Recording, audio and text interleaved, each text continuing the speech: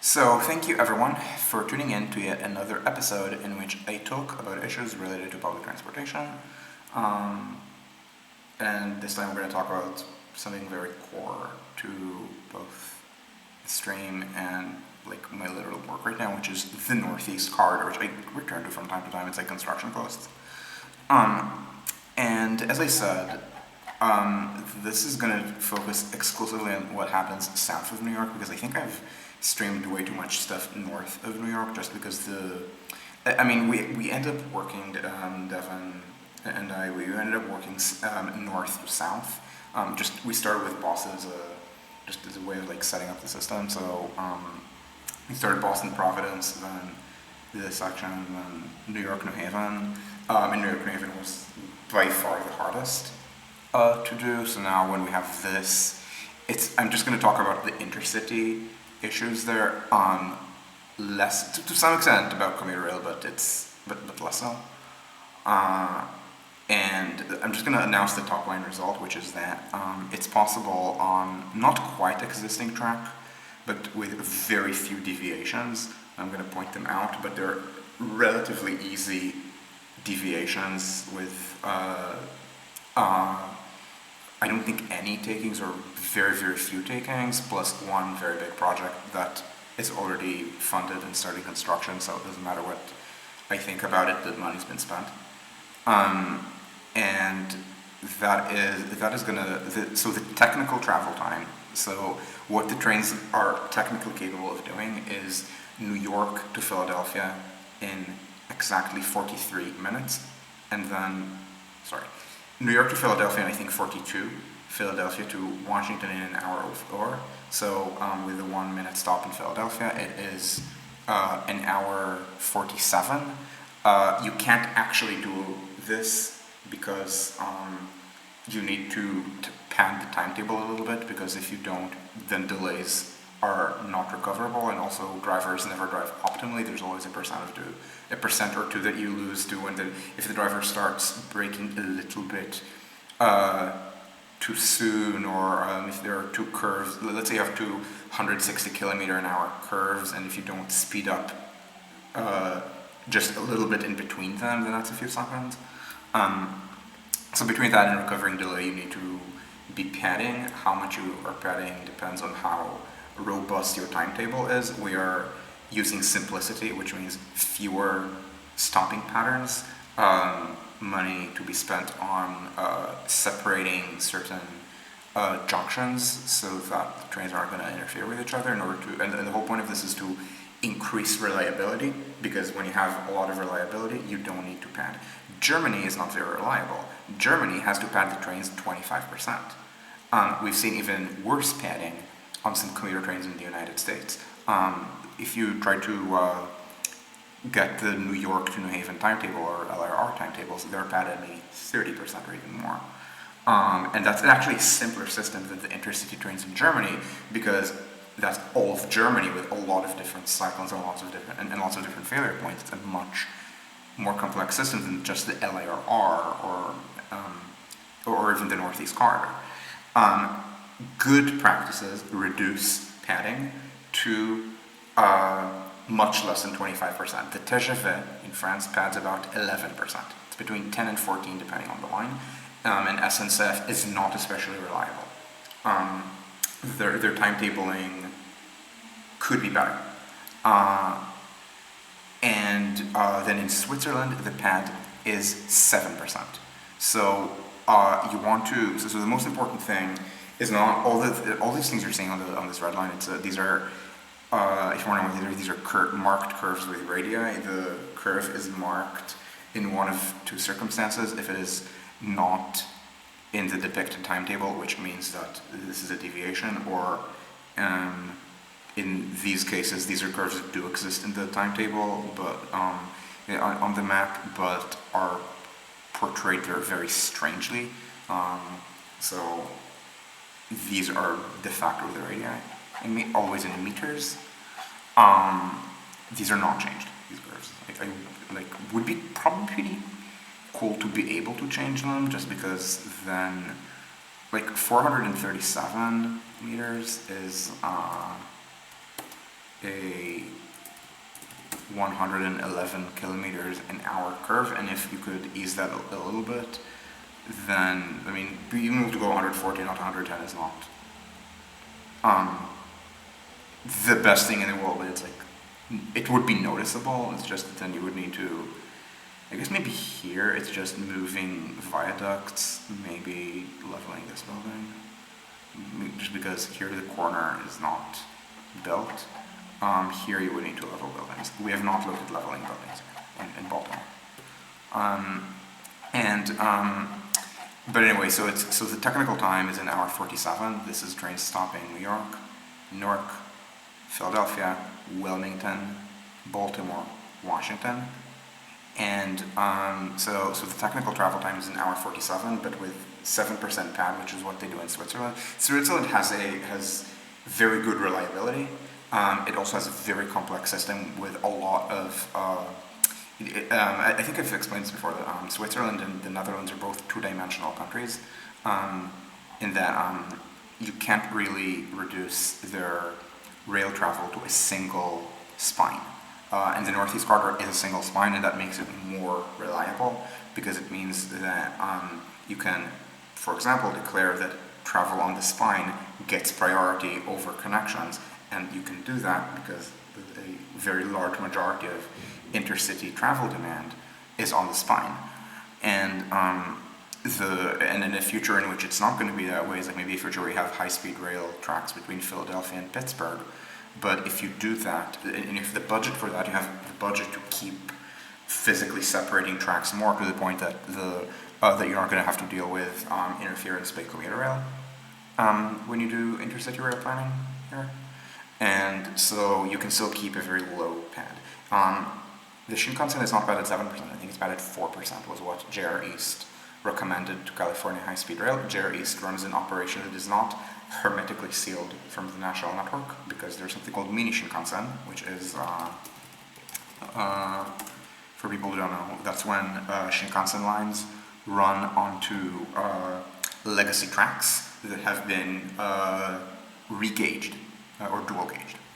And you can see this is a very tight curve. I don't remember how tight a curve needs to be for you to be, when facing in this direction, to be able to see the train like this, the other cars like this. We could, in theory, try to eyeball this just from the picture. I don't want to, but this is clearly, I'm just going to assert this is clearly a tight curve.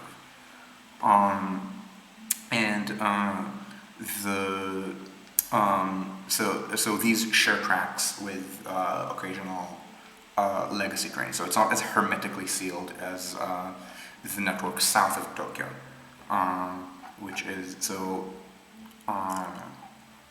mainline Shinkansen on the JR East network, and these are mini Shinkansen, the thinner lines. Nothing runs through Tokyo, so this network is hermetically sealed. I don't know whether they pad at all. If like Borners or Fake Nick is watching, maybe you can correct me on this. I don't remember if they do. Not that relevant because we're not talking about a hermetically sealed network. Again, 7% pad over. So anyway, we put it as a 7% pad over an hour 7 is an hour 14. So New York to DC, the top line result is that trains could do an hour 14. Oh, Hokkaido Shinkansen also has freight. Oh, right, yeah, because the tunnel here has freight. The tunnel under. So this tunnel was supposed to be like the most important connection of Hokkaido to Honshu, and then mass air travel happened. But they're still pushing it north. I think this is like 4 hours. So like, the people do take Shinkansen from Tokyo to Tokodate. It's just that people fly to Sapporo. I think there's a culture of like flying inter-island and taking the train intra-island. Like I remember like watching, maybe it was before. I don't remember if it was before or after the Shinkansen opened over this tunnel. It used to be just the legacy rail tunnel. But like the model split from Tokyo to Aomori is much stronger than from Tokyo to Hakodate, and I think that's like much more than you can explain with just their time difference. I think it's just inter-island culture. Oh, it was done in the late 1980s. But the late 1980s was already an era of mass air travel in Japan, I think. But anyway, the point is that for because JR Hokkaido, yeah, it's very much not the mainland JRs. But anyway, the point is that just in the level of like kind of we're kind of thinking about low investment levels. By low investment levels, I mean not a lot of deviations. Certainly, never building new stations. That's expensive.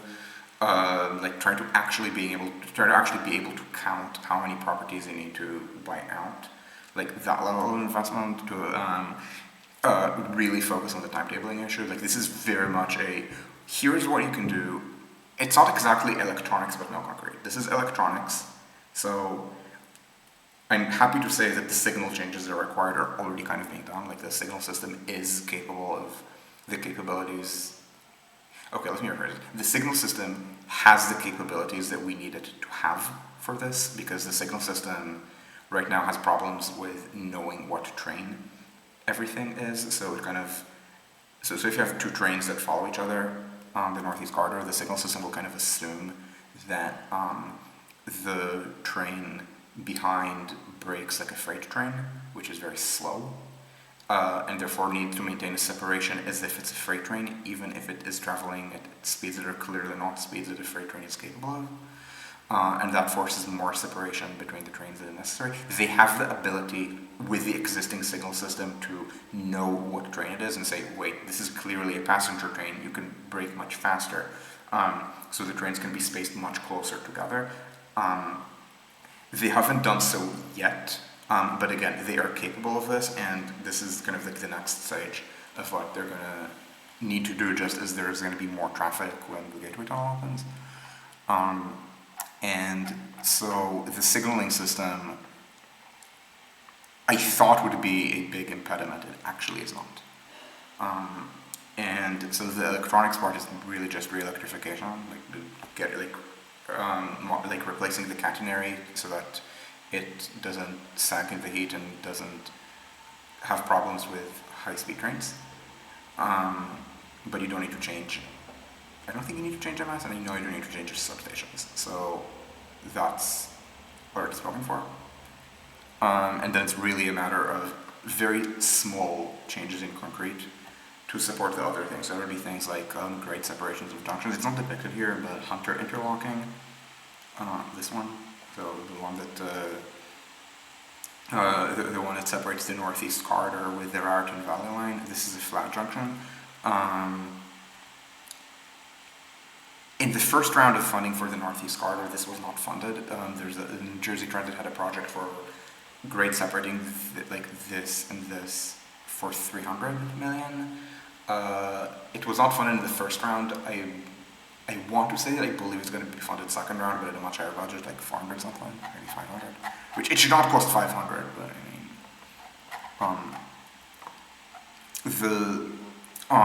so this means, for example, that there's not going to be any conflict with opposing traffic on the Raritan Valley line, which is again, it's important to prevent trains from delaying other trains.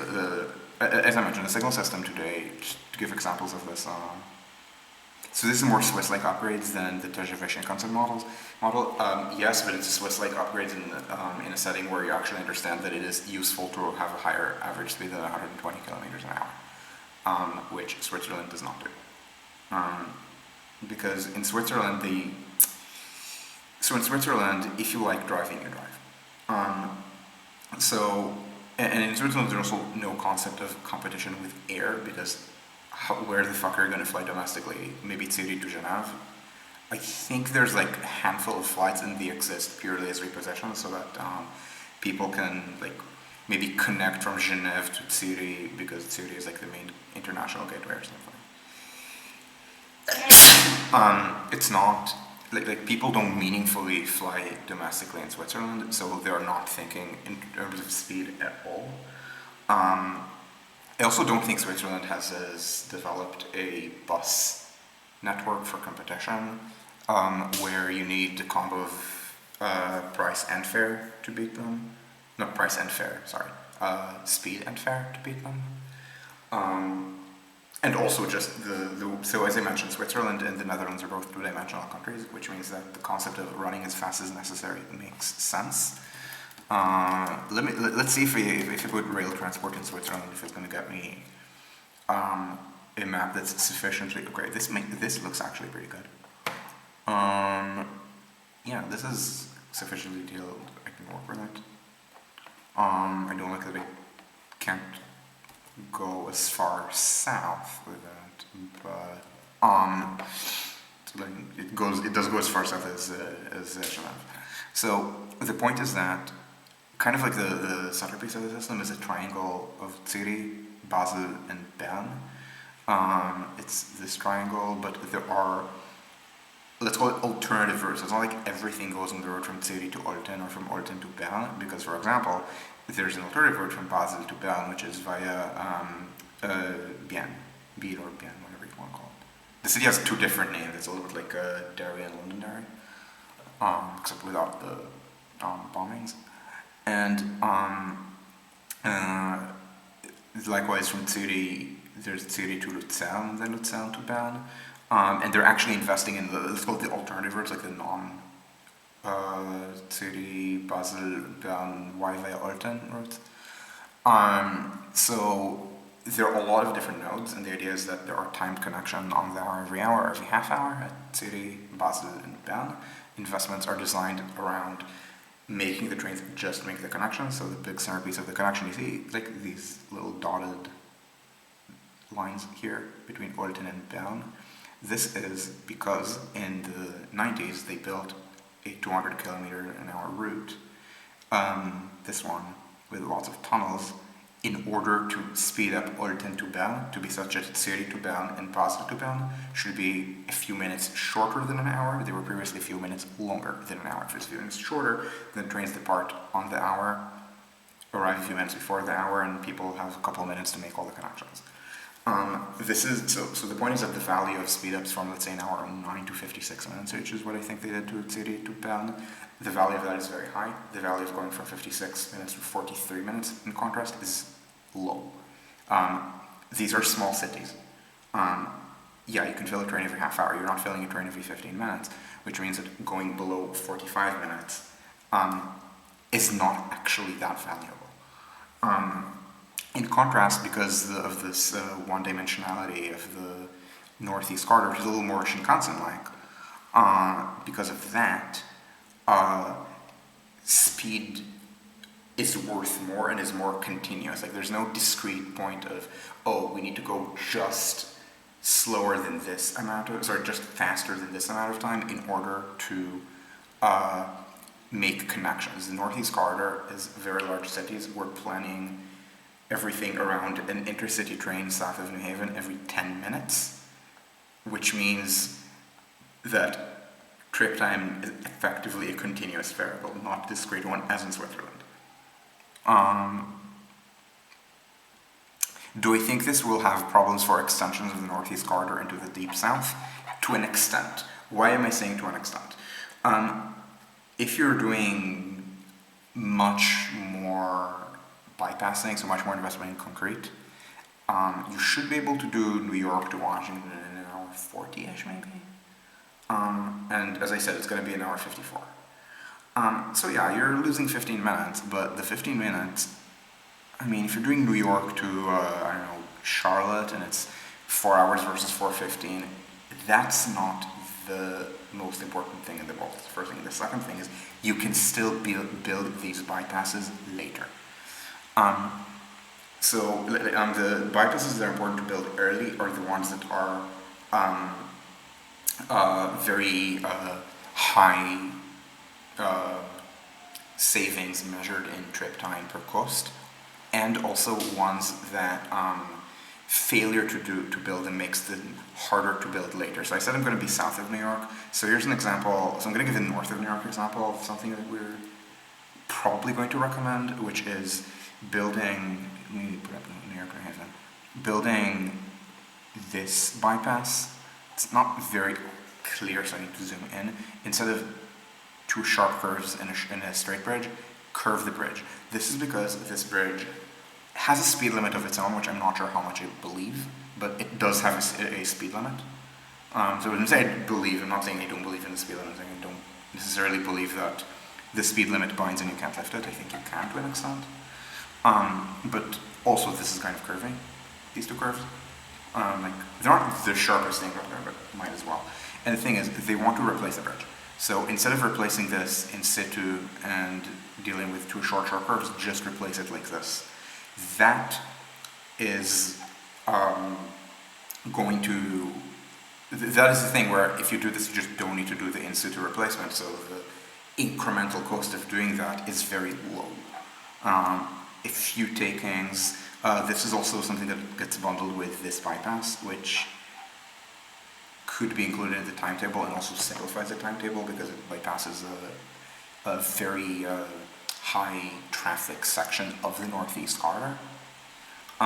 So this is an example of another bypass that, in addition to its low cost per minute saved, also is in a situation where the cost of, let's call it the status quo option without the bypass, is not zero. And an example of where they did take the status quo option is this. So this bridge is going to be replaced. I don't think the new bridge, or they're not, I'm forgetting whether replacement or they're just going to build a parallel bridge for high-speed trains. This is straight. This is not a curve that's getting eased. When I say here radius equals 1940, just to be very clear about what's going on here, this is a composite curve. This is not a single circle. This is a couple circles of different radii with some straight sections in between, where you can do a straightening that's either exactly or almost exactly within the right-of-way. And then you can just straighten into a fairly large radius. This one, where the speed that you're getting out of this is almost 230. So this is a rather good top intercity rail speed. So the idea is, again, if there are deviations, they should be either literally within or almost within right-of-way. There are some projects going on in Jersey for that, which we're already assuming. If you're a specific kind of Northeast Corridor rail fan, you're aware of this curve, Elizabeth or Elmora, we're just leaving it to be. There was a time in which I talked about easing it. However, since then, all of this has been built. So the cost of doing so is currently much higher. The benefits are there, but the costs have risen. There are cheaper minutes to save out there. I know that there are some long-range plans to tunnel underneath all of this. Okay, do it if you want. Like, I don't think it's cost-effective in the short run or medium run. Then the other thing that I used to be more forceful about than I am now is Metuchen. So there are two. So often there's an option that's called 1 and an option that's called 2. One has more bypasses than the other, and I don't think I'm consistent between these. Like, I think some of these, one has more bypasses, and in the other it's the other way around. Like here, let's see. Here, option 2 is the one that deviates, and then option 1 is the one that does not. The curve. I didn't mark the curve radii here, I guess, but they're, I think, 3 kilometers or something, or 2.something kilometers. This greatly eases these curves,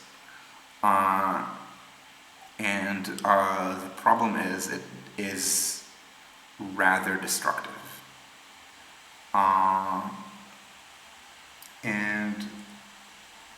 Okay, it's less than 3,000.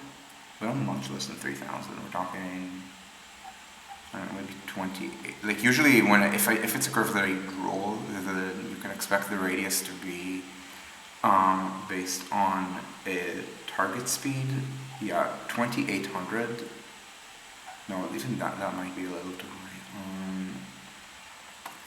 if it's 2800, then it's going to be 274. So it's possible I just designed it to 270.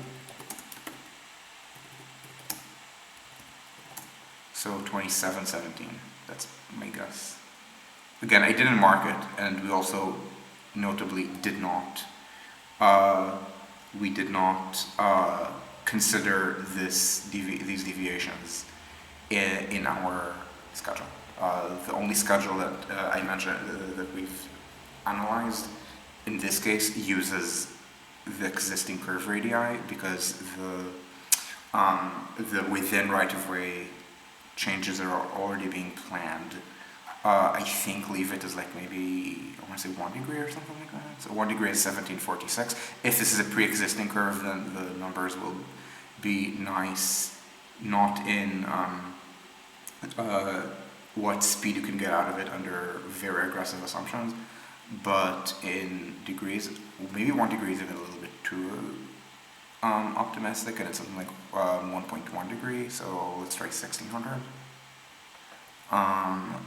And then, yeah, sounds about right. Yeah, if it's 1.1 degrees, it's,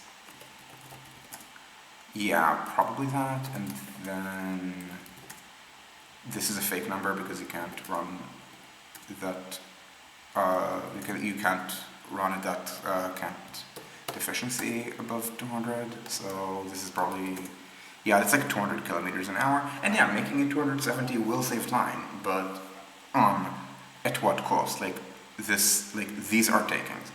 Now, this is not included, first of all, because I don't think the cost per minute justifies this, but more importantly, this can always be done later. Like nothing that's being done here constrains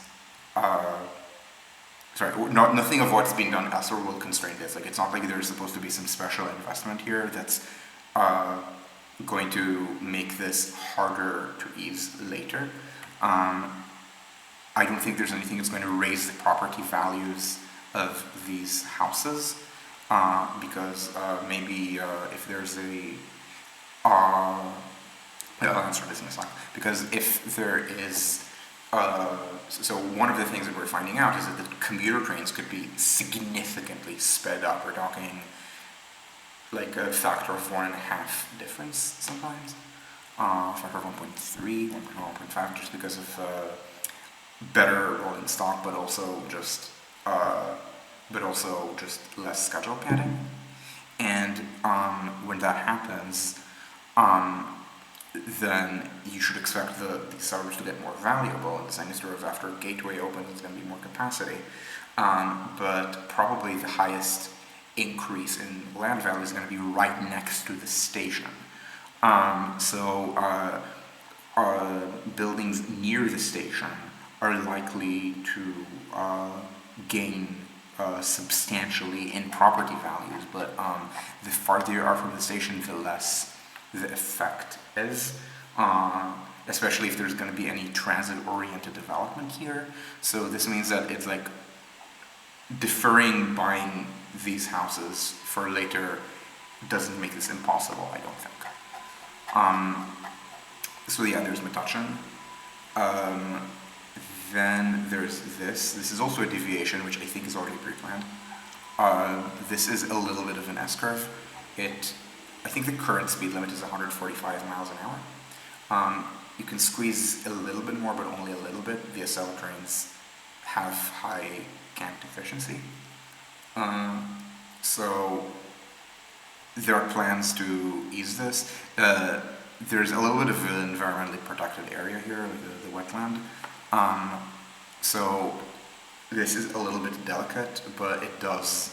But if you do it this way, you can mostly not have to deal with the wetland. Again, this is like most of the wetland is going to be here, not next to the train. So this is something that I believe is already in planning. And then just straight through Trenton. Trains could stop at Trenton, or they could not stop at Trenton. This is a difference of, I want to say 3 minutes, 20 seconds unpadded.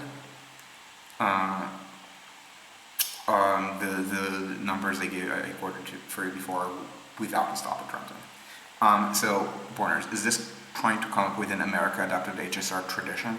I don't like the expression tradition in this context because I don't think of what I'm doing as creating a new tradition. I think of what I'm doing as taking the, at this point, German tradition of high-speed trains, the one that accepts lower average speeds for better connectivity, and adapting into a context where the cities are much larger. Because the cities are much larger, the returns to speed investments are higher, and in particular, again, they are continuous and not discrete. So an hour 54 New York to Philly is this average speed. This is an average speed that does not currently exist in Germany, but did within my lifetime. Because when Berlin-Hamburg opened, it is a line of 280, I believe, 7 kilometers, and it opened at an hour 30 and capable of doing an hour 20. Trip times have deteriorated, partly due to padding, partly due to other factors. I think right now it's an hour 40 something, but with the amount of padding that I'm proposing, Berlin-Hamburg, which is a 230 kilometer an hour line with tilting trains, could run at a slightly, and I emphasize slightly, higher average speed than what I'm saying here. So this is essentially, if you had good German and especially Swiss and Dutch planning and adopted it to the Northeast Corridor, what would it look like? And again, obviously, because I'm fluent enough in like the Japanese and French traditions, less than the Chinese one, which I don't think is as relevant here, to like know what they bring to the table and know what to do and what to avoid. So maybe I can say that speed is especially important, and we're seeing this in the Shinkansen, just because Japan is one-dimensional, and that's maybe more analogous to the Northeast Corridor. But the schedule planning tradition and the capital planning tradition, these are Germany. Is it also similar to Italian? No. Italy thinks it's Germany, but it's not. So Italy, it's kind of weird. Like Italy thinks it's Germany and thinks it's. I shouldn't say thinks it's Germany because it's also France in many ways. The way that high-speed rail in Italy works is people trying to be French, but with much higher construction costs. Italy, in general, is a low construction cost country. Usually, construction costs for high-speed trains and for subways correlate pretty intimately. So in continental Europe, who is the worst at building subways? The answer is Hungary, but Hungary does not have high-speed trains. So looking at countries that did not have such horrific MSZP corruption, that Orban for a moment seemed like a good alternative. It's the Netherlands actually. And that's also the construction costs capital of continental Europe for high-speed rail, to the point that the planning failures of Dutch high-speed rail are an important motivating example in the study of infrastructure costs and cost overruns. That was the original example for early commitment. Because they prematurely committed to 300 kilometers an hour top speed in the early 90s in imitation of the TGV. So they built the line at very high costs, relative to what they were building, but also they didn't need to build that because the Netherlands, as a small country, doesn't need such speeds. It needs the connectivity. So they kind of built that line, and then they built a high-speed, an intercity rail network that does not use that line very much. Okay, I don't want to look at the concessions.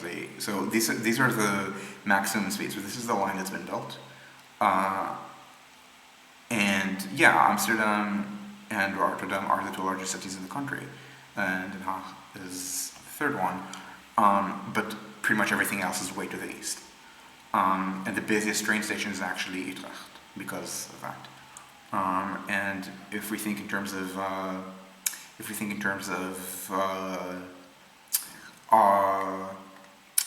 frequency, then, if you're thinking in terms of frequency, then let me resize my face a little bit so it doesn't obscure any of the map. Okay, so the main lines in the country by traffic are not. It's not this line. It's Amsterdam to Utrecht, and then the connections from there. So it's Utrecht to Rotterdam, Utrecht to Den Bosch and Eindhoven. Utrecht also direct from Amsterdam to points north. The more western, like the more traditional Amsterdam to Rotterdam line that goes through Leiden and then has the branch to Den Haag. And so in the Netherlands, it's the same kind of planning failures, I think, that led to this, and also to the very high cost of the north-south line on the Amsterdam metro. And Italy is a giant violation of that rule that I just told you, because it has rather low metro construction costs and tramway construction costs, and then rather high, if not Dutch high, intercity rail construction costs. Now, of course, Italy is mountainous, so I'm not talking about the lines, so I'm not talking about very mountainous lines, I'm not talking about Bologna to Firenze. Yes, the construction costs per kilometer are highest between Bologna and Firenze, because that is the geography between Bologna and Firenze, okay? Like this. I think the line is like a supermajority in tunnel. Yeah, of course it's expensive. However, their above ground construction costs are high. So things like Milano to Torino, Milano to Bologna, they've overbuilt the line. For example, I think shallower grades than high-speed trains could do. They're building. I'm not sure whether they're building viaducts or just extensive earthworks, but the lines are extensively above grade rather than at grade. This is the norm in France or in Belgium or in Spain or even in Germany where they're not in tunnel. So that is the Italian failure. It's not a dimensionality question in Italy, because in Italy, I don't think Italy is even a one-dimensional country. But they also, it's not like Italy had an alternative that would be very, very strong legacy rail focused network connecting all the cities. Like Italy has a length. It's not exactly a dimensionality issue, because there's obviously a lot of stuff on the coasts. It's just they just overbuilt the infrastructure. Oh no, yeah. And the thing is, like, the Netherlands actually has a pretty good intercity rail network. The best in Europe is, of course, Switzerland, but it's followed by the Netherlands and Austria, whichever is higher. I think they're in a near tie for a model split of passenger kilometers, which is usually how one measures intercity rail effectiveness. I think France also has very high passenger rail kilometers model split, because the TGV is very good at long range but not short range. And so I'm borrowing from the German planning tradition more than anything, but again, I'm adapting it to local circumstances very heavily. It's just that the local circumstances are not what usually the sort of people who say, we can't have this here, we are not Germany, think. Like, I mean, the sort of people who say, we can't have that here, we are not Germany, are mostly people who look down on the working and lower middle classes, viewing them as like inherently criminal, unlike in Germany where they're like perfectly well behaved or something, or like literally anything else that's like a total myth. I mean, I think I said before, I mean, you go to New York on the subway and you go to Berlin on the subway, people on the U-Bahn, the S-Bahn here are substantially less polite than on the subway in New York when it comes to things like making room for you so that you can get off the train before they get on, or so that, or taking off the book bag, putting on the floor between your legs if the train is crowded, or moving to the center of the car. I multiple times, Sid and I have been taking the train, and I'm floored by how the vestibule next to the doors is overcrowded, but if you manage to push your way through, the section between the rows of seats is actually rather roomy. It's not like there are empty seats, these are crowded trains, but there's a lot of space to stand just far away from the doors, and people don't move in. New Yorkers are actually much better behaved than Berliners on this matter. But again, there are these stereotypes that Germans are very well behaved, and Americans or Brits or French or whatever are very ill behaved, and therefore need much more social control. Again, it's just bullshit. So when I say adapt to circumstances, I mean, I don't mean that kind of bullshit. I mean like the specific locations of the cities. I mean the relative sizes of the cities. I mean the dimensionality. There isn't really any good way to get between two cities on the Northeast Corridor except on the Northeast Corridor. Like, if you draw, when I say dimensionality, I think I've done this exercise on stream before. You might not be able to do it station to station, but you could wiggle a little bit within city limits. If you draw a straight line, station to station, and again, we might need to wiggle a little bit, Boston to Washington, let's see what it passes through.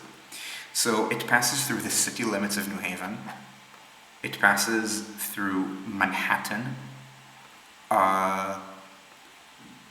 It doesn't pass through Newark. It misses Trenton by a little bit. It passes through Philadelphia, not through Center City, but still through city limits. Not sure about Wilmington. The way I just drew it just misses Baltimore, but if I wiggle it a little bit, it will hit Baltimore. Like, it's not like literally all of these cities are collinear. And so, is there a way to get between New York and Philly that's not the Northeast Corridor? Yeah, there's the West Trenton line on SEPTA, and there's a continuation of the line from New York to West Trenton, which does not have passenger rail service, but sometimes people propose for such a branch to be run by New Jersey Transit. But that branch would not be a very strong branch. This is the West Trenton line, so you could go. Actually, no, it's here. Sorry, it's on there. It's here. It goes like this. Like, this is the SEPTA main line on the Reading half of the system. So you go like this to West Trenton, and then the trains turn here. The trains could continue, or there could be a separate line with a connection that goes here and then connects with the Raritan Valley line. It's just, there's not a lot here. So that's really just suburb to suburb travel. From the other direction, I mean, there's Philly to Atlantic City. I don't think there's any reasonable Atlantic City to New York service. I don't think that's how the railroads are set up. There isn't a parallel line Philly to Baltimore that's not XPRR but XPNO that's currently used by CSX, but it's not a useful passenger rail alternative. Just keep the freight there. Ditto, I won't say ditto Baltimore to Washington, but that's the Camden line on Mark. Like, yeah, it exists, but I mean, there's no real point in kind of making it an alternative passenger railroad. Maybe something like New York to Allentown and Allentown to Philly could enclose like a triangle, could make this network not acyclic. But this and this are so much less important than this that you would not actually try to make this a time transfer triangle, especially not when you need to run the intercity trains probably again every 10 minutes. Like, if you're doing New York to Washington in less than 2 hours and you're charging a reasonable fare for it, to be clear, a reasonable fare is New York to DC, and for an average fare of about $55. This takes into account class, which means that it might actually mean more like $50 or $49 for marketing purposes, whatever, in economy class or coach or second class, whatever that's being called, and then a higher fare for first class passengers, 60 something or 70 something for first class passengers. Maybe you can do, and and maybe that could be spread a little bit. Like maybe you want some kind of early bird fare if you really want to imitate airline pricing, which you shouldn't. So some of the seats are going to be cheaper, some are closer, but at the end of the day, we're talking probably about $50 New York to Washington. Right now, the average is like on the regional is more than 100. So we're talking slashing trip times on the regional by about half, slashing trip times relative to the Acela by more than a third. We're talking slashing fares relative to the regional in half, relative to the Acela by a factor of 3. Yeah, that's going to be a very large. That's going to be a very large increase in projected ridership. So you do need much more service. And of course, don't forget, right now the trains run at peak 4 times an hour, New York to Philly, but they're in separate fare buckets. There's regional and Acela, and they're separate, so the separate kinds of people are kind of steered toward them, and the result is that the effective frequency is lower, and there's the Keystone, New York to Philly. So if you do it as like a single thing where you don't break the market into different trains, then if you do that, then the effective frequency is going to grow, and that's going to further reinforce. So instead of current situation, which is Acela is a little less than 3 hours and hourly more or less, and the regional is maybe 3:40, and then maybe half hourly, you're going to get again an hour 14 in every 10 minutes. So very large expected increase in ridership. So you need the extra service. And the point is that when you're running every 10 minutes, there's no such thing. I mean, yeah, you could do a time transfer, but why? Like, why? And so that's kind of the concept. And so again, adapted to the situation. Now, I do wish that Germany understood that concept domestically better, because there are lines in Germany that already approach that frequency. So what they usually do with these lines is they split them up. This is also a big Germany to US difference. Germany is very two-dimensional, but there is a very strong there's a very strong line there, which is roughly up the Rhine. Not exactly, but roughly. Think of it as Köln to Frankfurt, and then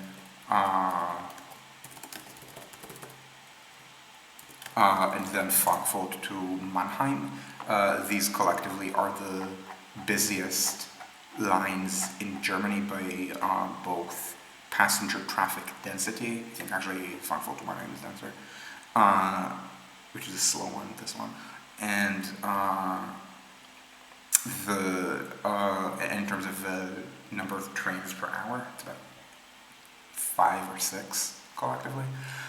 So, however, the way this is set up, and then this can even like Y into Stuttgart and eventually München, or actually upriver to Karlsruhe, and then up Baden eventually to Basel. However, the issue is that the kind of natural through connections on these, first of all, Frankfurt isn't a pinch, Frankfurt is a terminal. Could you convert Frankfurt to a through station? Yes, but even if you did, it would not be a through station that would let you do Köln, Frankfurt, Mannheim. The through connection would be something like Köln to Frankfurt and Mannheim to Frankfurt, and both continuing east toward, let's say, Fulda or Würzburg, and then München from this angle. And likewise, Köln is a through station, but it's a through station that's oriented east-west. West of the river is the city center is, and this is east of the river, like this east of the river, this old line. The only way you're continuing onward from Köln is to Aachen, and then subsequently to Belgium. Now, Belgium has connecting high-speed trains, but connecting high-speed rail, but it's rather slow. So that's not producing that much traffic. So while Köln is not a terminal, again, it's a through station, nearly all traffic comes from the east, not the west, and this gets reinforced whenever there's domestic intercity rail investment. And the point of all of that is that even though you could run every 10 minutes here and here, in practice, because there isn't really a benefit to passengers for having to wait only 10 minutes rather than 20 or 30, what's actually being done is that they run bypass trains where they do things like Köln to Mannheim without stopping at Frankfurt, or Frankfurt to points north, so the trains can go on this line to the Ruhr proper, to like Essen and Dortmund, without stopping at Köln Hauptbahnhof, only at Deutz. So that's the station in Köln, on the other side of the river. So they kind of do it that way, and the point is that no such situation exists in New York in the Northeast for internal travel to the Northeast. Now, such situations do exist in the Northeast, in both New York and Philly, for other kinds of travel. So ideally, some of the intercity trains from New York would continue onward to Albany, and some of the intercity trains in Philly would continue onward to Harrisburg and eventually Pittsburgh. However, both stations through setup is such that the busier direction, which is New York to Philly, does not run through these. Only the less busy direction. So you can kind of do New Haven to New York, like go down here and then back up to Albany, or Washington, Baltimore up to Philly and then back west to Harrisburg. So what happens is that no trains run through to Albany because also this line is unelectrified, so this runs diesel. Here trains do run through. Here I think nearly all trains run through, which like most trains continue, but most trains that do this run through, but they change direction. And essentially I'm low-key assuming that through service breaks and people just are made to transfer, just because this is so much more important. But in theory you can just have that, and it might actually be interesting to try to timetable that, just because if I guess maybe you drop 2 trains off of this, and then you have 2 trains stop at Trenton and 2 trains not stop at Trenton, that is going to create bigger gaps between the trains here, where it's mostly triple track, so you do need to worry about intercity regional rail overtakes. And here, by the way, you don't. There are 4 tracks, Trenton to Philly, 4 tracks almost all the way, Philly to Wilmington. The commuter trains, I think there's like 1 daily express train or something. It's not actually important, and from Wilmington people can just take the intercity train if it doesn't charge horrifically high fares. Trenton, same thing, and again, there are no express trains on SEPTA, Trenton to Philly. Maybe there's 1 train maybe there's 1 train that skips like 3 stops, like not a proper express. So so this is actually very easy for timetabling because you don't really need to think of these trains together. Now, this section runs the normal way that 4-track lines run, which is fast train in the middle, slow trains on the outside for the platforms. Unfortunately, as they go through Zoo Junction, they don't do that. They go, I think they go something like fast, slow. If you look at where each of the tracks maps, because the intercity trains go like this, the commuter trains go like this, so that they can continue into center city and then emerge on the running side. And you can't have commuter trains run through like this. The ridership matches don't work that way. So the ridership matching is such that you do actually have fairly balanced Reading and PR side ridership. You can't have some PR to PR trains. Albany versus Ronkonkoma. Ronkonkoma is way too heavy commuter rail traffic. Like unless you're 4-tracking the line, which you shouldn't run intercity trains from Ronkonkoma. Like I get why you would want to run intercity trains to Ronkonkoma, but it's the wrong thing to do. It's much easier to just make people transfer. This is maybe a little Japanese, like a little bit. like reducing the number of options in order to simplify the network. In Germany, they absolutely would run this way. It's just that I'm looking at how reliable the German rail network is as a result, and it's so bad that for some reason the Amtrak plan to run New York to Ronkonkoma, to run a few daily trains New York to Ronkonkoma, I think the trains might even be diesel. Not sure, but somehow their trip times are going to be slower than the LIR express trains, due to essentially schedule pattern. So no, so it's not. So Ronkonkoma is not good for this. Again, you could do this. The cost, however, to both LIR and intercity service would be higher than the benefits of direct service Ronkonkoma to Philly and DC. So don't do it. And yeah. Anyway, so as I mentioned, there's a problem with like how the fast, slow tracks become something like fast, slow here. Now, this is Frankfurt Junction. We have two alternatives here, 1 and 2. I guess alternative 1 has tighter curves than alternative 2 here. You can kind of see what each alternative takes.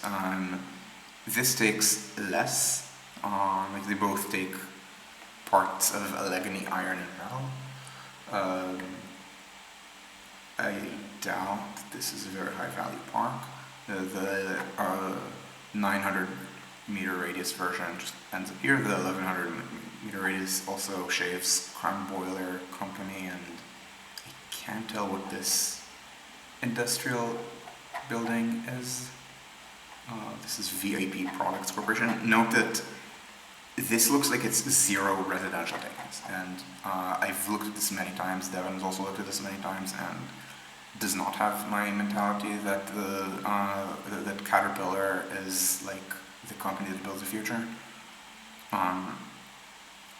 Now, what's the difference in speed? Tighter curve is 155. What?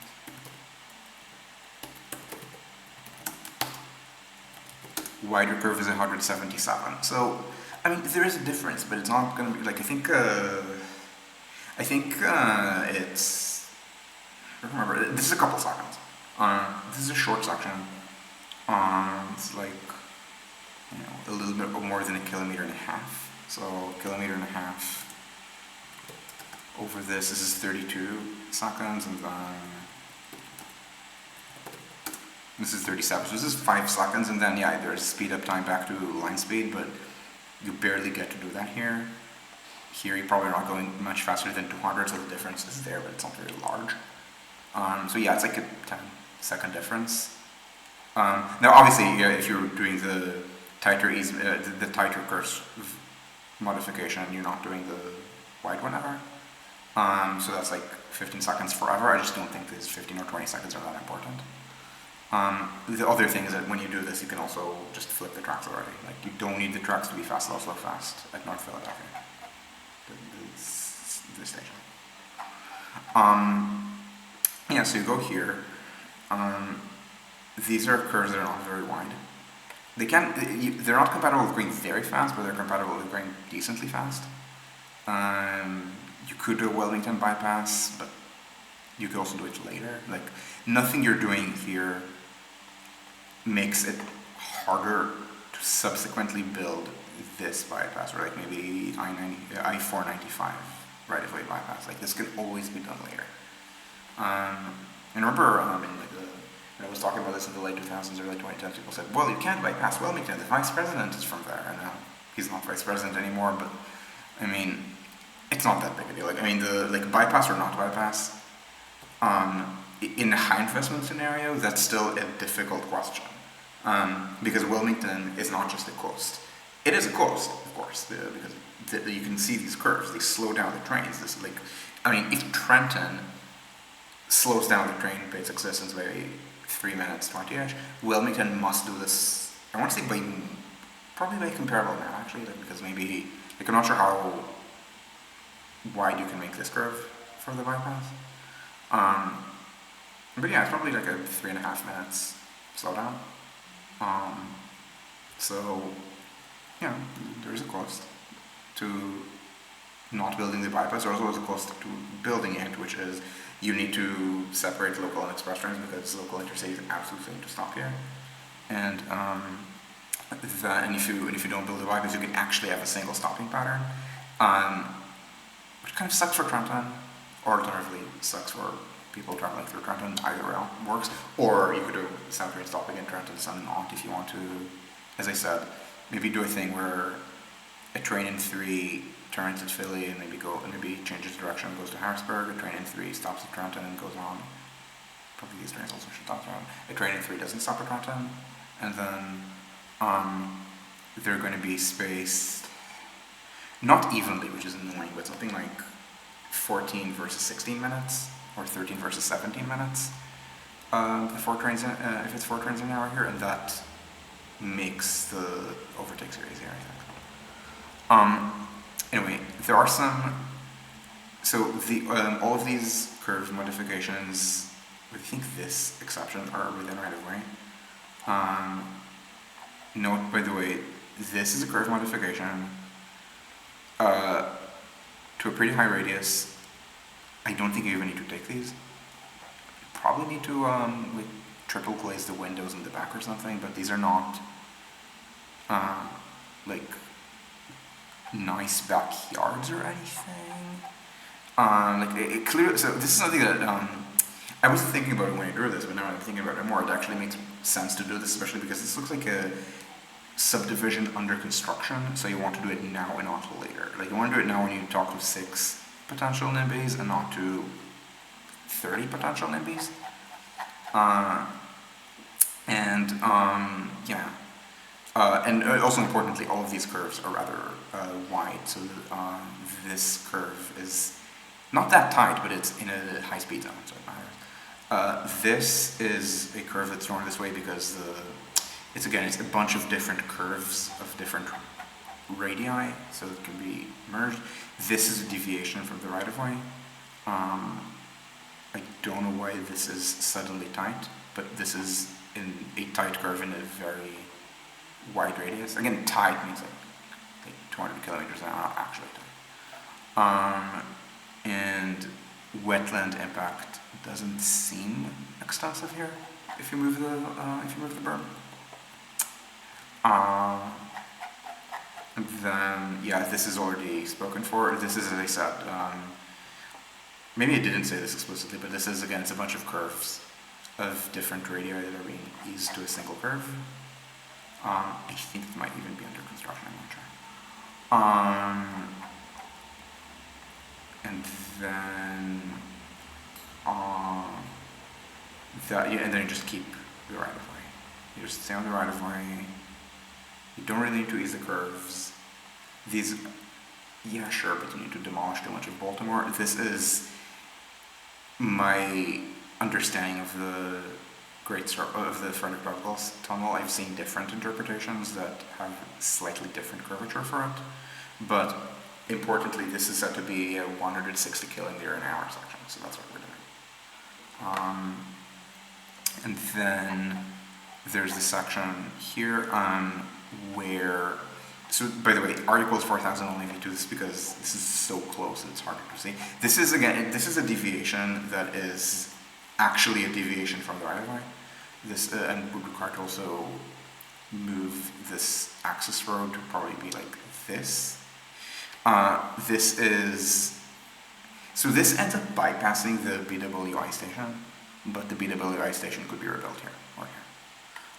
This is annoyingly tight, and again by tight I mean like 200 kilometers an hour, things like that. Curve in an otherwise like 270 zone or something like that. So this, again, you could ease this and do this.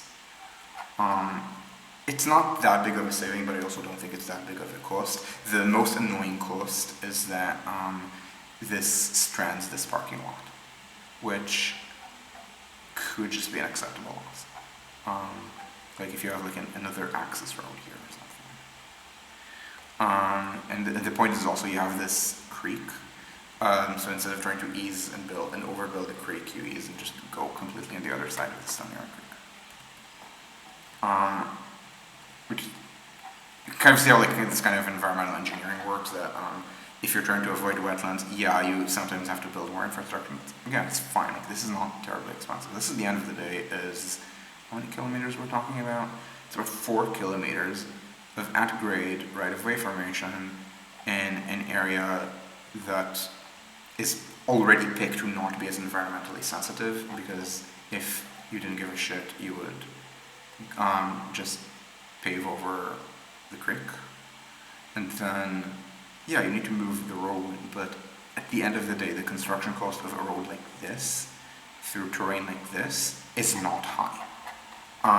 This is why road networks are so much bigger than rail networks. The construction cost of an artery like this is not high. Now, the construction cost of this, yeah, that's a lot of money. Like, if you're building an elevated freeway, or maybe an intergrade freeway where where you have to have very frequent overpasses and underpasses and complex road junctions like this, yeah, absolutely expensive. Especially also because you need to build a lot of lanes. Like, you're probably not building a freeway if it's just 1 lane in each direction. You're probably building it if you need 3 lanes in each direction. This is, I think, 2. Looks like. Maybe this is 1. Yeah, maybe this looks like a 3-laner, like 1 in each direction, and then left turn lane. So like realigning here, not actually expensive.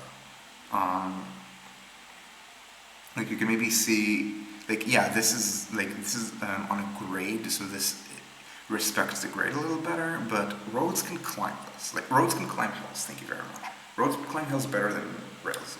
Trains don't climb grades very well. Trains, but compared with cars, trains accelerate like garbage, brake like garbage, climb slopes like garbage. Like, the whole point of trains is steel on steel has much lower rolling friction than rubber on asphalt. So it's much harder to accelerate, decelerate, and climb grades or break down grades. Curve performance is comparable. The advantage is that because trains is because steel and steel lets you actually combine the vehicle into a long train. First of all, the comfort levels are higher, but also, more importantly, because you can combine the vehicle into a very long train, you're much more energy efficient, you're much more labor efficient, and once you get to high speed, the energy, the costs and energy and mechanics of maintaining that speed are much lower, so it is actually viable to run at high speed. Like, yes, you can absolutely drive at 200 kilometers an hour. You go on the more desolate Autobahnen, like either because it's late at night or because you're going to the Autobahnen in more remote parts of Germany. Yeah, you can go crazy fast. You can go 140, 160, maybe 200. There are Italian autostrade where you can do that. There's a speed limit on the autostrade, but it's enforced about as well as the anti-corruption laws. Not the contractors, these are enforced, but the anti-corruption laws on Berlusconi. And so German car guys, like, there's a specific Italian autostrada. It's a pretty recent one. I think it's the one between Genoa and Milano.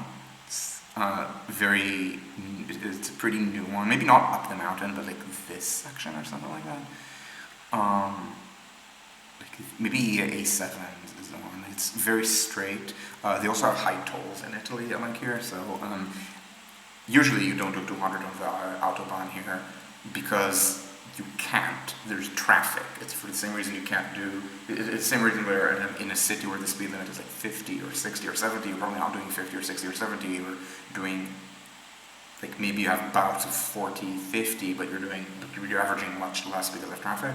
Yeah, here, like, they have like tolls that make the road not very accessible if you're not spending a lot of money. So you actually can get up to speed here, but the noise level is very high, even within the car. The emissions, the energy costs are very high. And on a train, yeah, 200. That's like not even high speed, like 200, like something you could sometimes do on a commuter train. or on a regional train. Intercities in this part of the world, 200 is like not an impressive speed. The impressive speed is 300. And if you want to do it in a car, yeah, you can do it in a car if it's like a specially built, not specially built, a high-end sports car that's going to be also very expensive, very energy inefficient, no capacity on the road because again you can form steel and steel into trains. And another advantage of a train is that yeah, the trains need to be spaced far apart because they break like shit. But these trains that break like shit still have like 1,000 seats. Cars break really fast. When you drive on the highway, the rule is usually the 2-second rule, right? The cars need to be spaced about 2 seconds from each other at the highway speed. So it means that you can get 1.8 thousand cars per hour. In practice, it can squeeze maybe a little bit more, like 2,000 cars per hour per lane. The car usually has one person inside of it. So per lane, you're getting 2,000 people, maybe. Maybe if it's intercity driving, commuter driving, and maybe it's a family trip, so maybe there are more people in the car. But on average, it's going to be about 2 if it's intercity. If it's a commuter trip, it's going to be like 1.2 maximum. So with 2 people, it's 4,000. If you have a 3-laner, it's 12,000. Yeah, if you have a train with 1,000 seats, that's a train every 5 minutes, and that's something that is achievable. It's not even that hard. That's kind of the normal high-speed rail capacity that people quote. If you need more, you can go up to about 16 or 18. I think the maximum is about 20. You can squeeze a little more than 1,000 seats into the train. Yeah, you can get you can get more capacity out of the high-speed train, and of course, the worst capacity issues are not on high-speed rail. They are not on intercity rail. They're usually on regional and local trips, and there you're not running every 5 minutes. That's a pleb number. You're running every 2, and of course you can make people squeeze together more. And conversely, people don't carpool very much. So that's kind of the advantage of train. It's as mentioned the environmental issues like the energy costs, emissions, labor costs if you need to pay the driver as opposed to driving yourself, and just massively higher capacity. But they accelerate, but again, they have drawbacks, which is they accelerate like shit, they decelerate like shit. But anyway, the point I'm making with this is that you absolutely can build this for a high-speed train. Yeah, you're going to need to climb like a 4% grade or something, like maybe build an inclined plane, which is still not going to be that big of an earthworks issue in this geography.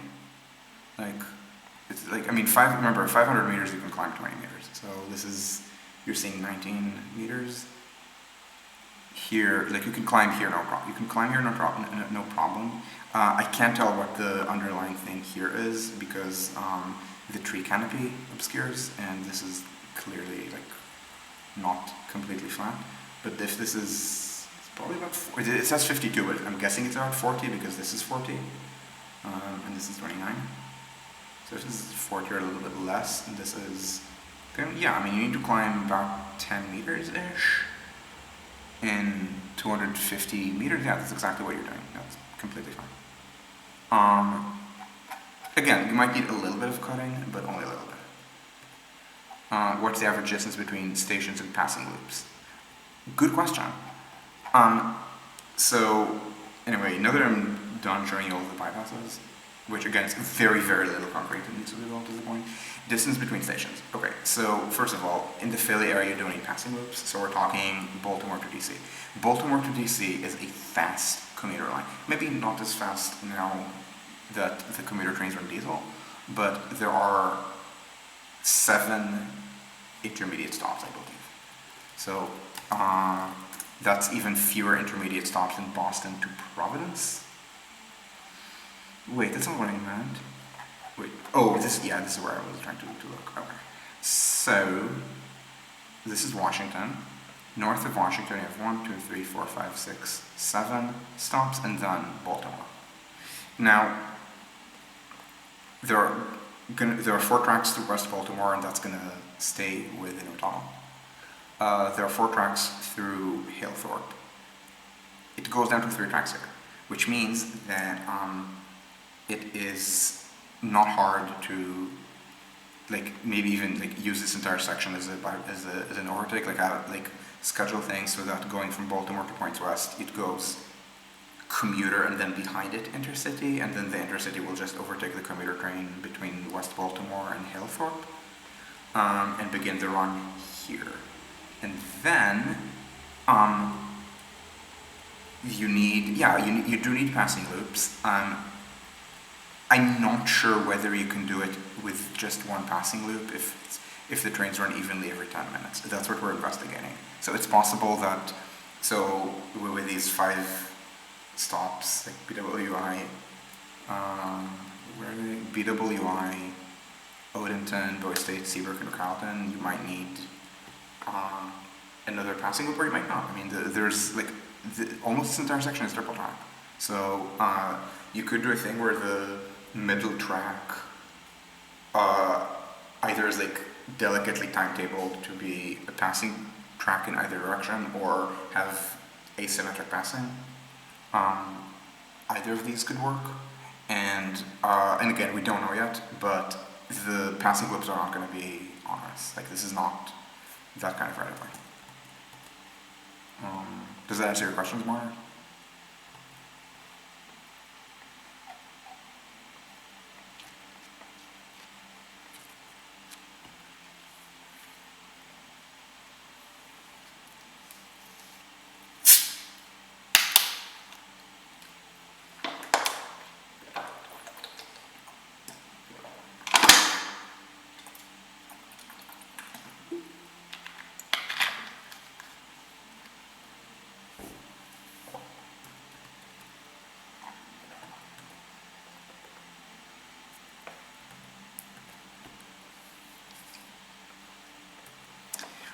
By the way, because we haven't looked at the commuter rail issue as carefully yet, we have looked at New York to Trenton.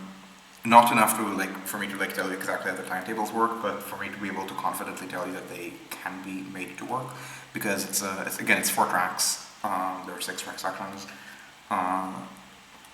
The real question is how the intercities and the commuter trains match through the tunnel, but that's not that, somehow the hardest bit is to make sure that through the northeast corridor, through the north of New York, they are spaced 5 minutes apart. They don't have to be, but the idea is that you should be pairing Jersey through the older tunnel with the northeast corridor and with the most separable LIR branch, which is Port Washington, this one. So you probably want to have the capability of running a Port Washington every 5 minutes, and then so that means that this runs every 5 minutes, and other trains combined run every 5 minutes, which is every 10 minutes this, every 10 minutes commuter. Alternatively, for some reason you're running every 5 minutes here, then every 10 here, then you want the other way around. I don't think you should be running every 10 minutes here. Okay, other than Tokaido Shinkansen, almost 85 to 90% stations be passing loops. Yeah, so so in Japan, so here's the difference between what I'm saying in Japan. In Japan, the passing loops that you're talking about are between fast and slow Shinkansen. I'm not talking about passing loops between fast and slow intercities. The reason is there just aren't enough local places for intercities to stop, and conversely, there are more places where stops are enforced by the situation of the station and its approaches. North of New York, in theory, you could do non-stop trains doing New York to Boston, and then Hikari trains that stop at New Haven and Providence, and maybe Kodama trains that stop at a few more places, and then you would need to overtake. However, New Haven and Providence are in such slow areas, except near such curvy places, that it doesn't really make sense to bypass them. And with Providence especially, I'm not saying it is, but it could in theory, be a good place also for intercities to pass commuter trains. And I emphasize in theory. With New Haven especially, it's also, I think, important to have more trains stop there just to help deal with potential commuter rail capacity issues. And so what this means is that, and also New Haven is the branch point if you ever want to do FRIP, like Providence to New Haven fast and then up to Hartford is not actually stupid if these trains are fast and these trains are decent. This is also nice, or this might be only if you don't own a car. And so the point of this is that whereas this is not a ferry, like this is specifically not a ferry, Providence or Hartford. I think there are plans to make this a freeway, but nibbies. So the point is that New Haven and Providence are basically enforced through very tight curves. Like you're spending very little on stopping there, just because of how slow these areas are anyway. Newark, same thing. And then New York to DC. I mean, Philly is a huge city. Where are you ever skipping it? Baltimore, same thing. And on top of that, these are very tight curves. Like they're not rebuilding downtown Baltimore, or like near downtown Baltimore, to accommodate passing trains. And as soon as they're spending the $6 billion on this tunnel, it should be only $1 billion. This means that they're never going to do the Charles Center proposals that have been floating around from time to time. There's to like bypass this entire section with like a city center station around here, which could be a higher speed zone. But even then, like, are you really gonna skip it? So you're forced to stop at Philadelphia and Baltimore at least. Wilmington, if you're not bypassing this, if you're not building the bypass route, you have to stop there. I mean, yes, you can in theory skip it, but look, like this is not designed for skipping at any semi-reasonable speed. So what this means is that there are very few potential stations on this entire route, including New York. What did we just do? Oh no. Yeah, better.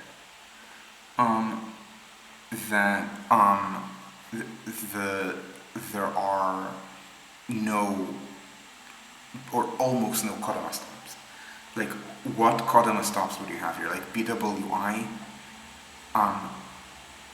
maybe, but also so much of BWI's traffic is competing with the Northeast Corridor. What's the point? Like the BWI isn't going to lose traffic out of this. It's not going to die or anything. It's not like, I mean, even Burbank, which is I think the Burbank airport, it's not like 2/3 of its traffic as of when I last looked, which was years ago, was within high-speed rail range, so California, Phoenix, or Vegas. But it could retool. BWI is not that extreme, but it is like an airport that, like, there isn't that much to feed it. So I guess, but that's very strange. So it probably would go, just all the trains would run non-stop here. Some Amtrak regionals stop at Aberdeen, but again, it's one of these, do you really need to? And I don't think even Kodama trains need to. Like,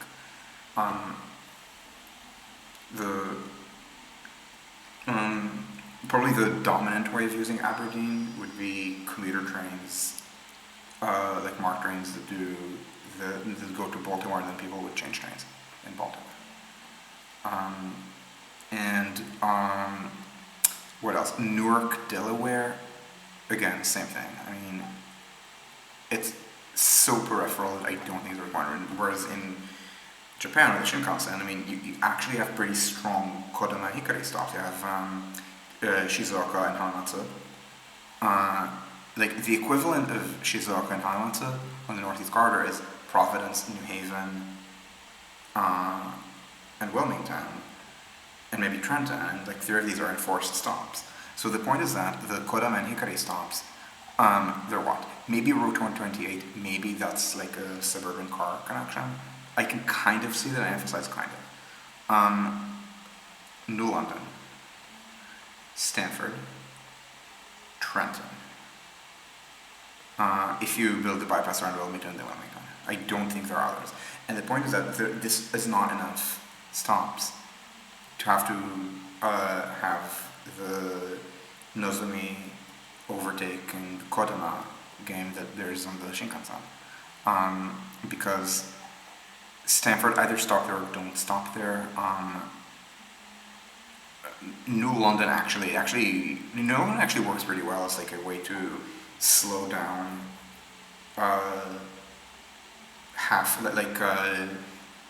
if you run 6 fast trains an hour up to New Haven and then 2 of them divert, it's pretty nice to use New London to slow down 2 of them and then run them to 2 of the remaining 4 and then run them every 15 minutes to share tracks here.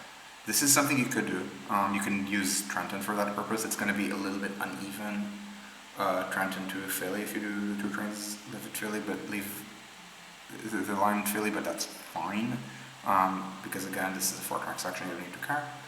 And then, yeah, you're running every 15 minutes here, or again, maybe 13, 17, and that, I still don't think that lets you do this without further overtakes, but that's guaranteed single overtake, lots of space to spare.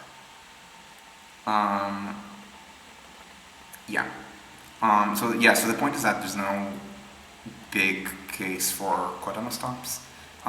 Again, you could run some of the intercities more local than others, but not with enough stops that you would have to do intercity and intercity overtakes. And the more traffic you have, the less supportable that is. And conversely, because this is not actually Shinkansen, intercity and regional overtakes are very important. I'm talking to you about Baltimore to Washington, which I'm being very vague about just because all I can tell you is that in the timetable that you just verbally said, where it's going to be 64 minutes, Philly to Washington unpadded and 42 New York to Philly unpadded. Baltimore to Washington is, I think, 19 and a half, and then Philly to Baltimore is going to be 43 and a half, I think. I think one of them is actually in 45 seconds and another is in 15 seconds, and I don't remember which is which. But we did compute that to the second. And the numbers that I just gave you will add up minus a minute because stops are 1 minute. Yeah. And so if this is 19 and a half-ish by intercity, I can tell you how much it is by commuter train we computed. It's about 40. So if they run evenly every 10 minutes, that's 2 overtakes, and even that is stretching to the limit. Like maybe if you start from Halethorpe, I still think you might need 2 overtakes. It would be kind of terrible, but that might be necessary, unless, again, you're using the triple track. This is what we're investigating. If the trains run every, not 10, but every 15 minutes, then the speed difference, which again here is 20, from here to here, it's a lot less than 20. It's, I don't remember, 16 maybe, 15, 16. So that's, again, single overtake is easy because, just as a reminder, the number of minutes that you can kind of deal with a single overtake is headway, sorry, not headway, yes, it's headway minus minimum headway. So in this case, either 10 minus 2 minus 2 is 6, or 15 minus 2 minus 2 is 11. That's, again, if you're running a very strict talk, and I am calling for very strict talks, again, work out 1 hour, work out 1/2 hour, and then repeat it all day. Don't have to deal with special shit. In some cases you leave slots for freight trains, that's fine. Or you say, oh, here if there were fewer commuter trains, which there could be off-peak, then there would be slots for freight trains, again, that's fine. But don't try to plan like trains on a once per day basis. Like there's no such thing as, let's say, 16 trains per day. It's called 1 train per hour. There's no such thing as 8 round trips per day. It's 1 train every 2 hours. Of course, this is not a 1 train per hour corridor. This is I think 1 train per 10 minutes corridor. If that explains things. Are there more questions? And if not, we can break.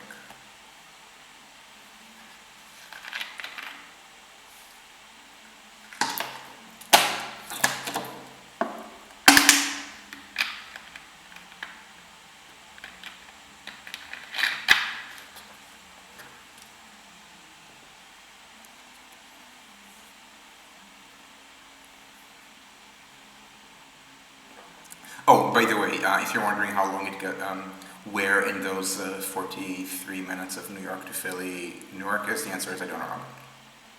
But if you're watching this on YouTube, it's going to be there. If you're watching this on Twitch, wait for me to upload on YouTube.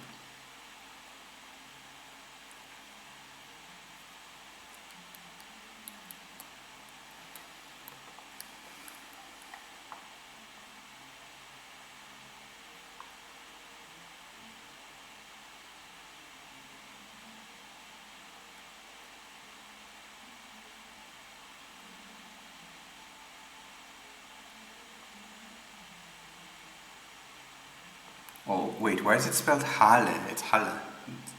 1 A12.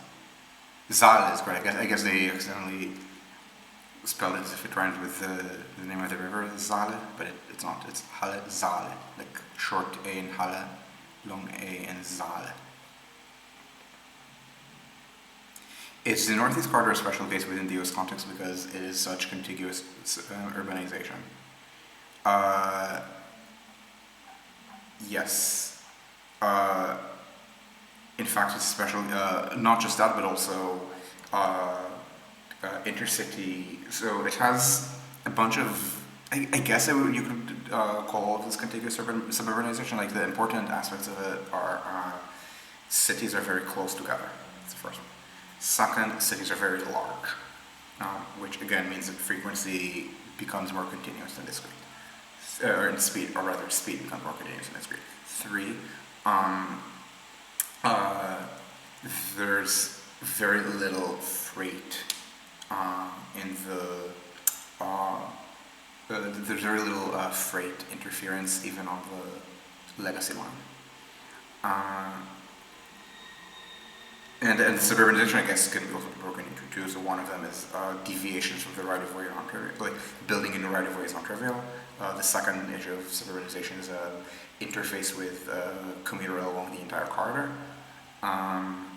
Very large cities, that's important. The cities are also spaced close together. And the fifth thing is, again, not much freight. There is another line that matches most of this, which is LA to San Diego. Vast city. They're pretty close together. Not much room to deviate to build an entirely new right-of-way. Interface with commuter rail most of the route. Unfortunately, there's also a lot of freight for much of the route, namely between Redondo Junction and Fullerton Junction. So the main line, I think BNSF, diverges here. So from here to here, there's a lot of freight, which I don't, and when I say a lot of freight, I don't mean Eastern US, a lot of freight. Oh my God, we have 5 freight trains per day on this corridor. This is a main line as opposed to 1 a week. No, this is like, I think might be over 100 a day. This is, again, this is part of the Southern Transcon. Like, so, treat it with respect, probably need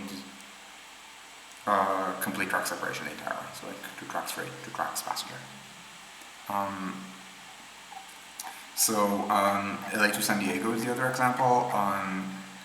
The others, yeah, they need greenfield because even when you have relatively straight rights of way, the example I constantly go to is Chicago, and it is Midwestern lines. I completely forgot a sixth special attribute of the Northeast Corridor is the existing right-of-way can actually be used by fast trains. It doesn't have to deal with shit like, oh, we are going through a town that is not served and has 10 grade crossings. that they have 11 grade crossings on the entire Northeast corridor, all in a part that needs to be bypassed anyway. In Chicago, I mean, they could run to Millennium Station and not have to deal with freight for a while. I think there's some NIMBYism about this, but or some agency turbo. I've heard there's some political conflict about how to use this. But then here, like, yeah, you could use any number of freight rail rights of way, but it has freight. This is not contiguous suburbanization, so once you pass Gary, just build a line along your favorite. I don't remember if all of the east-west lines are called, all of the east-west roads are called baselines, or if it's just one. I know there's the sim is baselines go east-west and meridians go north-south, but I don't remember if all of these are called baselines and all of these are called meridians, or if there's just one baseline per county and one meridian per county, and then the rest are relative to it. And then because the Earth is spherical, either every county or every couple counties, they have to rebase. So I think the baselines match, but maybe the meridians don't. It doesn't matter, you run parallel to a baseline, because you're going east-west. Maybe you're going diagonal, you can take farms, not the end of the world. And then, there's just so little value to existing rights-of-way in the Midwest or in Texas, or honestly in California, north of LA. They just realized that a little bit too late. They kept promising we'll use existing transportation corridors through the Central Valley, and that turned out to have no value. Because again, they have to swerve around at certain times. Should DC Richmond function as part of the Northeast Corridor? No. It could be an extension, that's fine, but think of it from the perspective of DC for a second. To the north, you have Philadelphia, which is the city of, it's like a metro area of like 7 million. New York, 20-something million. Boston, it's not that close, but still I think it's like 7 or 8 if you count Providence and Worcester. I don't remember Providence at all. Like, Worcester is not, but Providence is. And then once to the south, Richmond is like a 1-point-something million corridor. Not corridor, metro area. Hampton Roads, yeah, same. I think it's like 1.2 and 1.7. But then, yeah, I mean, the cities do get, there are bigger cities to the south. I think it's like 2, 1.5, 3, 1.4, and then Atlanta's big, but like Atlanta's far. Like Atlanta's much farther from DC than Boston is. Like, right, because this is 860. Not even starting from DC, I'm starting from Virginia. It doesn't matter that much, but I mean, it's, and I mean, yeah, maybe you could do higher average speed here than to Boston, but I mean, that's still, like, the south it has rolling hills, like, it has a lot of suburban sprawl. It's not like, much more than the Midwest. Like, it's not actually that easy to build. It's not hard, but the Midwest is much easier. So, okay, you're doing, instead of this, like, kind of the platonic ideal of what this should be is like 3 hours and change, and maybe instead it's going to be almost 4. But I mean, there's New York in the middle, and there's no New York here, so like most trains are going to stop here. Like, I mean, what's going to happen if all of this is built? Like, again, let's say you build the extensions, so these are DC down to Atlanta with a branch in Norfolk, to like Hampton Roads. Then the tentacle, maybe I should not call it tentacle, then Philly, Harrisburg, Pittsburgh, Cleveland, Toledo, Chicago with like the Detroit branch. New York will be everything that matters. Buffalo and so on. All of what this is doing is it's gonna like fill these trains, like fill trains to Richmond, but it's also gonna fill a lot of trains New York to Washington, because the point is that so note that I'm talking about only the perspective of Washington, so let's shift to the perspective of New York. From the perspective of New York, if only this is built, and yeah, Amtrak currently still has trains, but I mean, like, they're slow, not very reliable. So it kind of doesn't have trains south of DC, I'm sorry, Virginia service. So if this is built, New York to DC is a little less than 2 hours. If, let's say this is built, then you have New York to DC in a little less than 2 hours, and then to Richmond in like a little less than 3. right? Because this is like, it's you're not gonna go direct because river, but like yeah, it's like a little less than an hour. And then I don't know, maybe all of this combined to like Hampton Roads gets you in 3.5 hours.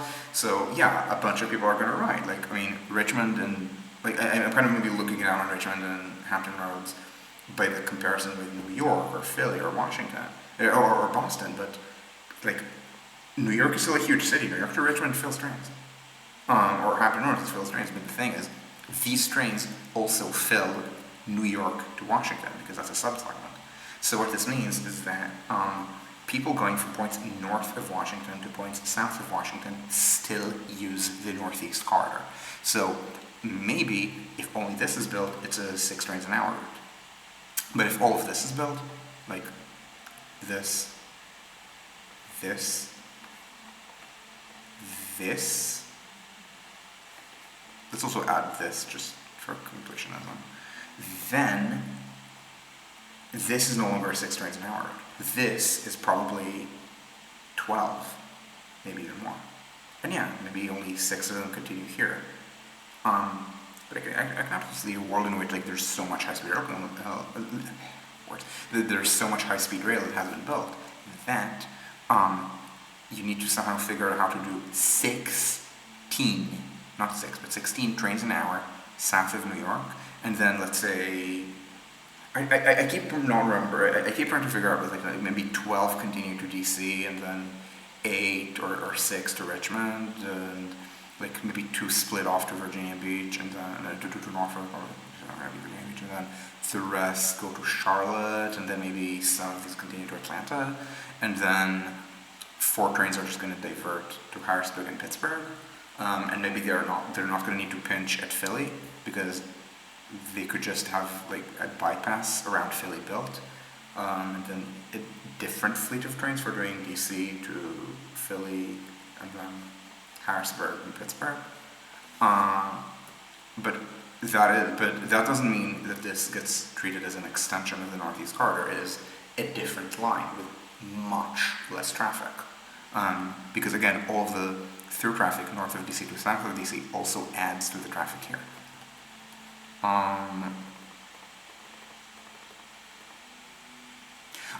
Borders, really good question. Do continental scale high-speed rail systems share features that don't apply to smaller systems? Yes, they are far larger. More than anything. Like China, note, is a large majority of the world's high-speed rail ridership. This is not because Japan sucks. I think Japan handily beats China per capita.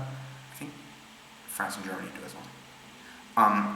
But it's just a very strongly connected network, which is not what is happening in Europe, where the cross-border rail, as I've ranted about in many videos, is just not good. And so in Japan and in Korea and in Taiwan, they can kind of build high-speed rail as is, and in China they need to innovate through. So I don't think all of the innovations have worked. Like I don't think the Chinese innovations, like putting the stations in boonies, even in very large cities like Shanghai or Chao, I don't think that's a good thing. I dislike that they're exporting it globally. I do like that they make sure to actually run fast. Like speed matters the bigger your system is. So if this is built, these bypasses have a certain value, and the more of the system is built, the higher value the bypasses have, because they're just going to be more trains to do the bypass. The cost stays the same. I don't think any of the bypasses requires shutting down the train service or anything like that. So if you're running, so relative to current service or relative to future service, the cost is largely the same, but the benefits are proportional to the number of their passengers. And that's just going to increase. So speed matters more. This I think is why China is fast. It's just more important there because the distances are larger. Like in France, it doesn't really matter if you increase speeds further because, like, for what purpose? Like, completionism for Lille to Marseille, people already take the train Lille to Marseille, even though it's slow because it makes all the intermediate stops. Like, you're not flying Lille to Marseille.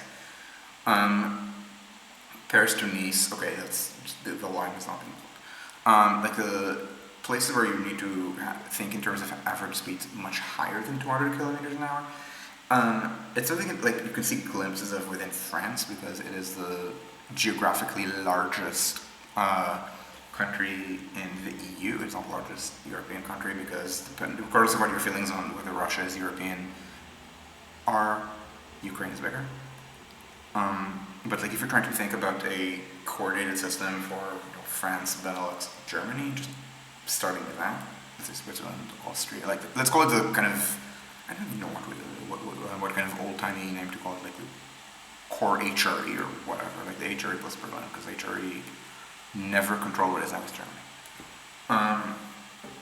And then you need to think about Berlin to Paris, and then you start needing to think, oh wait, we actually need speed. We actually need to have continuously built high-speed lines. Now, continuously built high-speed lines, again, it's the norm in France, it's the norm in democratic East Asia. It is not the norm in Germany, which is a bad thing. So, like the main lessons of China in this case are speed is actually important. You need to be French or Japanese style and not German style in the sense that the lines need to be fast all the way without like really like 100 or 200 kilometers in the middle that are slow, and for the purposes of this discussion, 200 kilometers an hour top speed is slow. 160 is also slow, especially. Don't say, oh, the line already gets to 160 and it's pretty straight, we don't need to bypass it. You need that half hour. Like what they could do if they, so Berlin to Halle / Leipzig is entirely on legacy track. And yeah, the average is pretty good. It's like, I think they average like 150, 160 kilometers an hour. Maybe not 160, but that's sorry, maybe like 130-ish, 40. Yeah, if they bypass this and instead of doing the 200 kilometers an hour, if they did 300, the average speed would rise. They would be, maybe these trains would average 200 and change, but that also affects trains to Halle and points beyond. This would say Erfurt, Nuremberg, and München, so it saves us half an hour to a large number of passengers.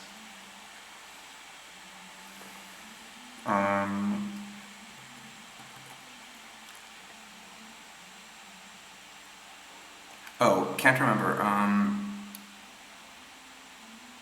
The I-5 model is not the Chinese model. The I-5 model for California. So for people who don't know, California Speed Rail had three big alignment questions. One is LA to Central Valley, in which the options were to go kind of via I-5, or the Grapevine or Tejon Pass. They were called separate things by separate groups of people. I think the official name of it was always I-5, and then the activist name was Tejon. Like going kind of like this. The chosen option was an alternative which went like this, like via Palmdale. It was believed to be more like easier to construct in the 2000s, and by the time they realized it wasn't, they'd politically committed to building through Palmdale. Then there's something unrelated to I-5, which is like the alignment question that launched tens of thousands of blog comments and flame wars on multiple blogs, which is, do you go between the Central Valley and the Bay Area via Altamont Pass, which is like 80, like this, right? Is it 80 or 580? But anyway, this area. Like, this area is a new transfer to the Altamont is proposed with something like this, or via Pacheco Pass, which is this one, like entering San Jose from the south. And which I should not call San Jose, like it's San Jose, it's an American city. And then the third question was, do you even go via Bakersfield and Fresno and so on, or do you just bypass them well to the west via I-5? There are a lot of people who conflate this I-5 issue with this I-5 issue, like Richard Tolmach. I think SNCF proposed this at some point. This is not the Chinese model, it's also not the French model. The French model would have been to build this, carve a new greenfield alignment west of Bakersfield, west of Fresno, especially west of Fresno, because Fresno mostly sprawls east and not west of the road, so this would actually be pretty close to city center. And however, for some reason they decided the alternative to the existing, to like the existing railroad, which again has a lot of great crossings, is I-5, which is way too far west. That's not Chinese, that's not French, that is weird brain fart of how the French system interacted with the unrealistic political demand for using existing transportation corridors, which in the event ended up not happening anyway because they realized that they're not going through like Shafter or Wasco or any of these places at grade, so they're going to have to go around them. You can see a little bit of the construction here already. Like they didn't want to slice farms this way, as they have to keep reminding people. The only reason that they could do this after having repeatedly promised not to do so is that all these farmers were Republicans, and California is a single-party state, so they didn't have to care. And basically, every other place that would be fatal to the project. California High-Speed Rail made other fatal errors. This was an annoying error that they managed to wiggle out of, like that. And if they'd understood they could do this around everywhere early, that it was desirable, I don't think that would have saved the project, but it would have been easier. Is NDL, what is NDL? Yeah, Russia is part of the family, but has certain problems, like invasions, kidnappings of children, terrorism, rocket attacks on civilians, things like that. Oh, the Netherlands. Yeah, nobody calls it NDL, it's NL. Is it future-proofing for your HSR? No. And the Netherlands, I guess they were thinking in terms of like trains to Paris, but just as a reminder, there are low-speed gaps on the Belgian side, both north and east of Brussels, like Brussels to Antwerp and a bunch Brussels to Liège and Aachen. There are some gaps. So I think Brussels to Leuven is the slow bit. So I guess they were thinking about like a future of success through international travel, and then they never thought to actually charge normal people fares on Thalys and Eurostar. But that, I would not call that future-proofing. Future-proofing is if the Netherlands realize that they need to actually build to reserve a fast corridor between Amsterdam and Utrecht, because that's going to turn into like a main line, like and maybe also Rotterdam through Utrecht, because that's going to feed into like the north-south main line of Europe or something that goes roughly up the Rhine. So Utrecht through wherever, like maybe Nijmegen, maybe Arnhem, maybe wherever, then goes to, I don't even know, like maybe you have a branch in Düsseldorf, then you go through Köln, and then finally you have a line entering, like very high throughput line entering Köln from the west to rebalance, and then you go to Frankfurt, which is again maybe off the main line a bit, and then Mannheim, and then either also up to Basel or to München. Like that is what they would be doing if they were doing continent-wide future-proofing. They are not, because their idea of what the state needs to do not really involve building infrastructure. They involve privatizing things. Does Switzerland refusal to have high-speed rail screw potential Alpine traffic? No, they're actually building the Transalpine lines and the what's it called? And the approaches. Like they're actually capable of running. They're soon going to be capable of running pretty fast here. Like that's not the problem. Like Switzerland is actually a pretty responsible citizen. They have a pretty fast corridor, yeah. I mean, hey Kalidosium, are there any more questions before we break? Sorry, like I mean, this is like basically that. I mean, I guess for you it's good morning. Is it like? Wait, you guys are only 6 hours ahead of us, right? Like it's only, like it's 3 in the morning there. You're not just waking up, are you? Yeah, they have a corridor, it's just not, like, I mean, it's a low speed gap, and it's I mean, it's useful. I mean, honestly, it's. Oh, it's 2 a.m.? Oh, right, it's 3 a.m. in Singapore. I keep forgetting that Singapore is an hour ahead of where it should be. Yeah, I mean, it's a fast corridor, but again, it's not the best, I don't think. Anyway, are there any questions? I know Carlito's saying, I love you, but I'm not going to repeat the entire video for you.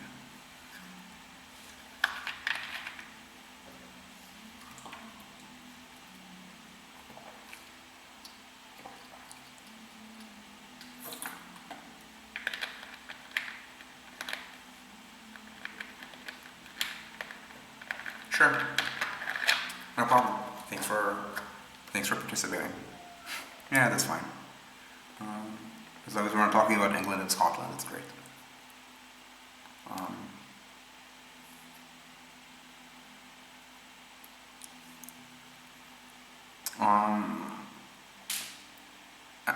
How much? That's like 13 seconds. Okay. Gonna wait a couple more seconds where you guys can watch me drink water. And then probably break if people don't have any further questions. Like, I don't know if Hikoki is here, but